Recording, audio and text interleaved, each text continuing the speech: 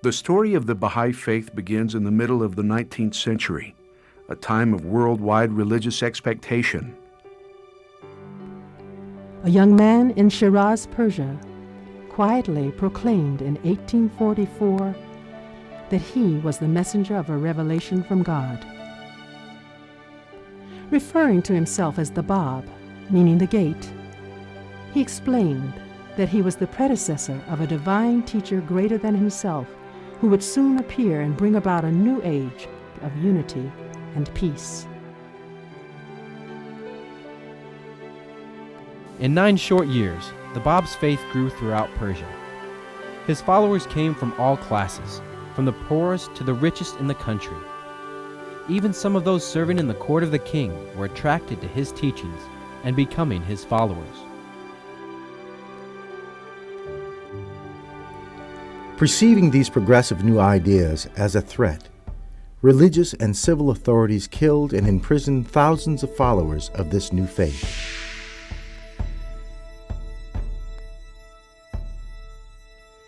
In 1850, the Bab himself was executed by firing squad.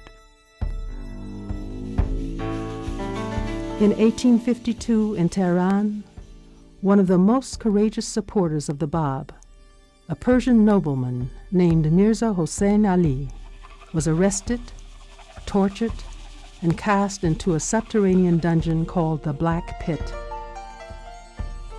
It was because of the position he held in the nobility that he was not put to death.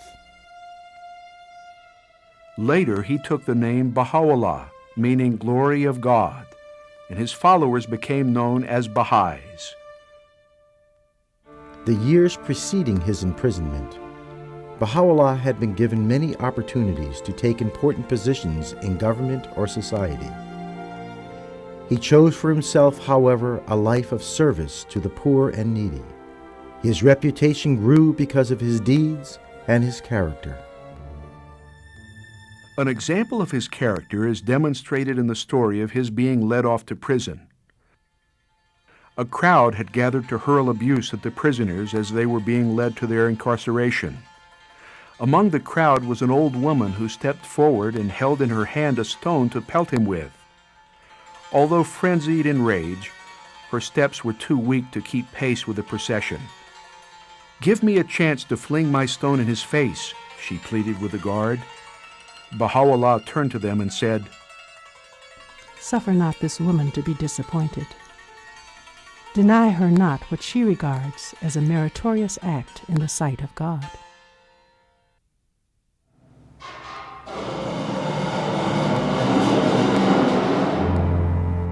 Baha'u'llah's imprisonment in the Black Pit of Tehran was intended to crush his spirit and destroy the momentum of a newborn faith. But in that dungeon, at the lowest point of his physical life, the Spirit of God spoke to Baha'u'llah's agonized soul.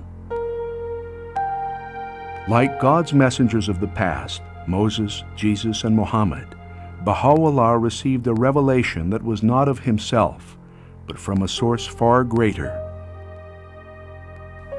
In complete darkness, under the galling weight of massive chains, amidst stench-filled air and filth, the Most Great Spirit appeared to Baha'u'llah in a vision, calling with a most wondrous, a most sweet voice.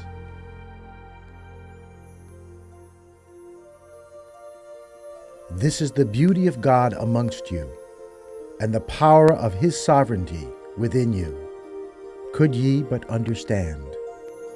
Baha'u'llah later described the moment of revelation by saying, "I felt as if something flowed from the crown of my head over my breast, even as a mighty torrent that precipitateth itself upon the earth from the summit of a lofty mountain.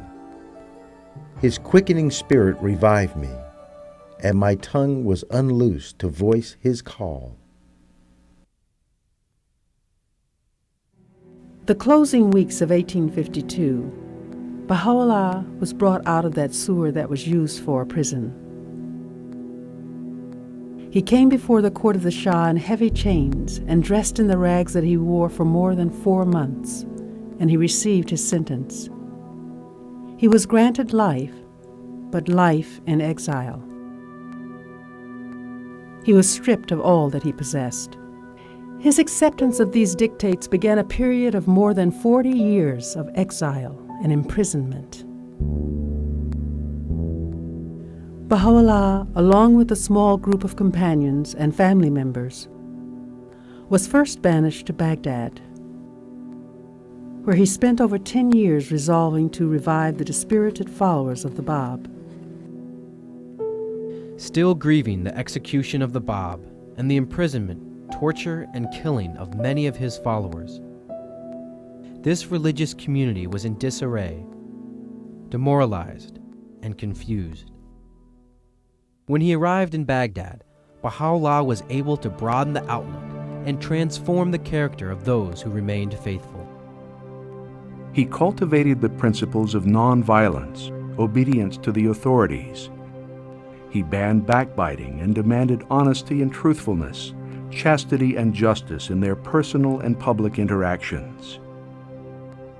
The members of this exiled community and the community at large, under Baha'u'llah's spiritual leadership, soon became famous for the integrity of their character, the purity of their motives, the nobility of their deeds, and the excellence of their conduct.